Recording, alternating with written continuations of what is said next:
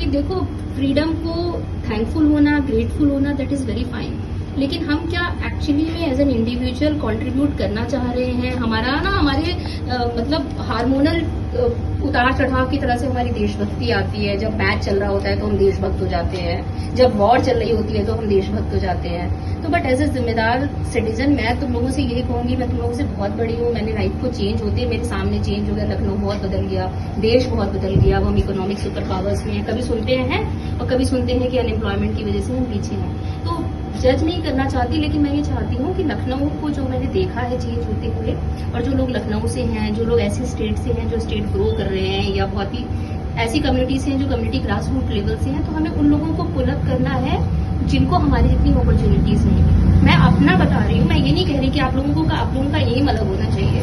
मतलब आप हमेशा कोशिश करें कि आप लंदन स्कूल ऑफ इकोनॉमिक्स से जब डिग्री लें तो आप किसी ऐसे को मेंटर करें जो शायद किसी प्राइमरी स्कूल से पढ़ा हुआ हो और किसी ग्रेजुएशन एग्रीकल्चर यूनिवर्सिटी से करी हो। हम जब तक लोगों को ऊपर नहीं पुल करेंगे और हमें ये रहेगा कि मेरे जिस दिन मतलब मेरे को ये लगने लगेगा कि मेरे पास सारे IITians हों, तो इसका मतलब ये है कि मैं अपने आप को एक एलीट क्लास में जोड़ने लगी हूँ, और अब मेरे को मतलब नहीं है कि मेरे देश में मैं क्लास डिवाइड में बात कर रही हूँ।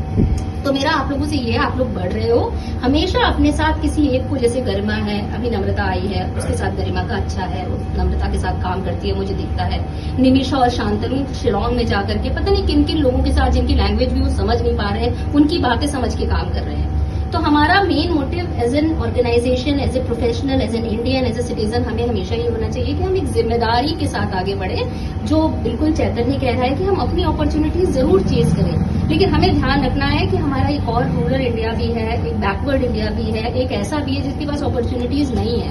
और हम कैसे ले सकते हैं, हम कैसे कल को राधा की फैमिली के किसी बच्चे को उठा करके इस ऑर्गेनाइजेशन में डालें और उसको कंप्यूटर पे काम करता हुआ देखें। मतलब मेरा बस ये कहना है कि इस जो क्लास डिवाइड है, जो इकोनॉमिक डिवाइड है, जो फाइनेंशियल डिवाइड है, जो डिजिटल डिवाइड है, हम कैसे इसको धीमे धीमे डिसॉल्व करें। हमारी ऑर्गेनाइजेशन में हर जगह से लोग होने चाहिए। मतलब जिस प्राइमरी स्कूल में हम काम कर रहे हैं वहां पे भी लोग होने चाहिए, IITians भी होने चाहिए, विदेश से आए लोग भी होने चाहिए, एक आध दो अंग्रेज भी होने चाहिए, लेकिन उनको ये पता होना चाहिए कि ये जैसे अंशु है, अंशु को देख के मुझे बहुत अच्छा लगता है कि अगर यहाँ पर BHU से है, ये MPH है, तो एक अंशु भी है जो पॉलिटेक्निक से पढ़ाई करके आई है। मतलब हमें ये पता होना चाहिए कि speaking English is not the only thing, having a sophisticated accent and having some कुछ ना कि खूब सारे we have lot of battles, we have lot of exposures, we know different bands, we are moving in airports every day, every week. No, that is not everything. India इनसे बना ही नहीं है, India farmers ने बनाया है। India एक population ऐसी है जो हमारे लिए मर रही है, जिनको पता भी नहीं है कि बहुत सारी चीजें हम देख रहे हैं, उनको शायद उनके बारे में पता भी नहीं। तो उनको अपने साथ पुल करो, तुम्हारी मेट्स हैं, तुम उनको पुल अप करो, तुम्हारे आसपास लोग हैं, सोसाइटी है। और मैं इस चीज को मैं बार बार कह रही हूँ कि I am more interested in visiting orphanage. मतलब ईश्वर इतना मेरे लिए बहुत अच्छा रहा है कि मैं ऑर्फेनेज कभी अंदर से गई नहीं हूँ। मतलब लोग जीवन बिताते हैं ऑर्फेनेज में और मैंने वो कष्ट देखा नहीं है। मैं चाहती हूँ हम जाएं, हम वहाँ पे वो फील करें कि हमारे कुछ करने से क्या लोग हंसते हैं, या फिर आज हम लोग जैसे अचानक फ्रॉक जैसे बाहर निकल आए और हमने इंडिपेंडेंस डे के लिए रखा है इस चीज को, क्या वहाँ पे बहुत सारे लोग हैं वो हमें स्लॉट दे रहे हैं, क्योंकि हमारे जैसे लोग, हमें सिर्फ इंडिपेंडेंस डे के दिन ही याद आ रहा है। जब वो कल स्लॉट की बात कर रहे थे तो I started feeling very bad कि हमारे जैसे लोग, जो हम लोग हैं, हमें एक दिन याद आता है कि एक ऑर्फेनेज है, एक ओल्ड एज होम है, कुछ लोग हैं स्लम्स में जहाँ पे हमें जाना चाहिए।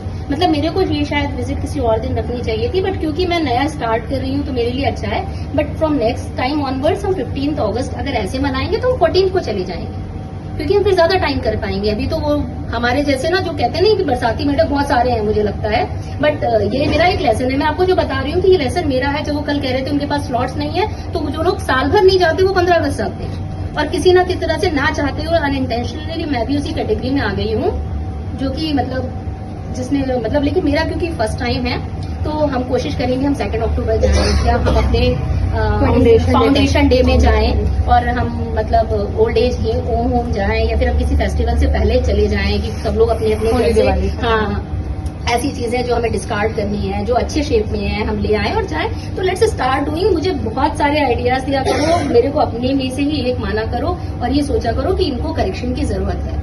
मतलब मैं बार बार कहती हूँ कि हमें बहुत करेक्शन की जरूरत है। मैं फर्स्ट जनरेशन एंटरप्रेन्योर हूँ, मैंने कोई बिजनेस मैनेज नहीं किया। तुम लोग मुझे बताओगे कि मैम ये आइडिया अच्छा नहीं है, ये अच्छा है, मैम ये तो सब करते हैं, मतलब हमें एक दिन क्यों जाएं, हम 3 महीने में एक विजिट कर लें, 3 महीने में कुछ ना कुछ तो चीजें ऐसी निकल ही आएंगी ना जो हम दे पाएंगे बच्चों को। तो लेट्स स्टार्ट विजिटिंग। बस हमने थोड़ा सा ये किया, हमने उनसे पूछा है कि आपको क्या चाहिए, उन्होंने हमें जो बताया वो किया। हम एक केक कटिंग गरिमा का करेंगे यहाँ पे अपने ऑफिस का सेलिब्रेशन, क्योंकि फर्स्ट इंडिपेंडेंस डे है हमारा एक। उसके बाद हम वहाँ जाएंगे, हम बच्चों के लिए केक कट करेंगे, वो स्पेशली फॉर किड्स है वो केक, हम उनको देंगे। और उनका जो पैकेट्स आप लोगों ने भी किया है, आई एम वेरी थैंकफुल कि आप लोग ये समझ पा रहे हैं कि हम क्या करना चाह रहे हैं। बट कभी भी कोई भी आइडियाज हो डायरेक्टली लिख के वॉइस भेज सकते हो। मुझे जितेंद्र जी ने बिल्कुल कहा कि हम इसको पहले से प्लान करते तो आप लोग और कंट्रीब्यूट करते। हम स्लॉट के लिए परेशान थे, तो अगली बार हम किसी ऐसे दिन रखेंगे जहाँ स्लॉट की जरूरत ही नहीं होगी। वो पूरे पूरे दिन अनाथाश्रय, ओल्ड एज होम खाली रहते हैं, कोई नहीं जाता उनसे मतलब मैं बता रही हूँ ना। और हम भी उन्हीं टाइप में मैं बिल्कुल शामिल नहीं होना चाहती हूँ। नेक्स्ट टाइम शायद हम एक दिन पहले एक दिन बाद रखेंगे और नहीं करेंगे। तो चलो थैंक यू एवरीबडी। इसकी मैं स्पिरिट, इसकी फीलिंग्स, इसके इंटेंशंस को शेयर कर रही थी। हम हंस सकते हैं, बोल सकते हैं, बातें कर सकते हैं, बट हमें ये चीज ध्यान रहनी चाहिए कि कल को वो जो बच्चे जिनसे आज हम मिलने जा रहे हैं वो 18 साल के होंगे, वो ऑर्फेनेज से बाहर निकलेंगे, फिर वो हम ही से आएंगे और कहेंगे कि हमें अपॉर्चुनिटी दो। तो हम कहेंगे अच्छा इंग्लिश बोल लेते हो, कितनी आती है। तो मतलब हमेशा ध्यान रखो कि 5 लोग एफिशिएंट रखो और एक ऐसा रखो जिसके बारे में तुम्हें पता है कि कर नहीं पाएगा, लेकिन मैं मेहनत करूंगा तो शायद कर ले। तो 5 तुम्हारे ऐसे लोग हो जो तुम्हारी कंपनी को पुल करें, और छठा ऐसा होना चाहिए जो उस इंसान के कंधे से या हाथ पकड़ के आगे बढ़ जाए। तो एक फैमिली तुमने भी मूव कर ली आगे।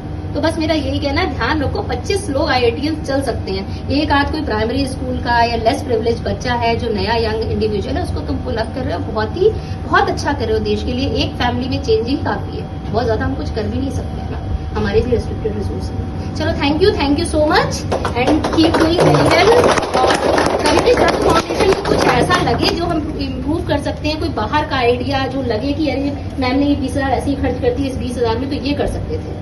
मतलब मुझे सुनील ने आइडिया दिया था कि लखनऊ है मैम, हम एक भंडारा कर सकते हैं। भंडारा में कास्ट, क्रीड, रिलीजन नहीं होता। हम नहीं पूछते कि आप कहाँ से आ रहे हैं, आप कौन हैं, आपको चाहिए, आपका पेट भरा तो नहीं है, हम सीधे दे देते हैं। तो वो मैंने आइडिया ले लिया सुनील का, जब तक ऊपर वाला देगा तब तक हम चलाएंगे उस आइडिया को। और भी कुछ और अच्छा हम कर सकते हैं तो please do let us know.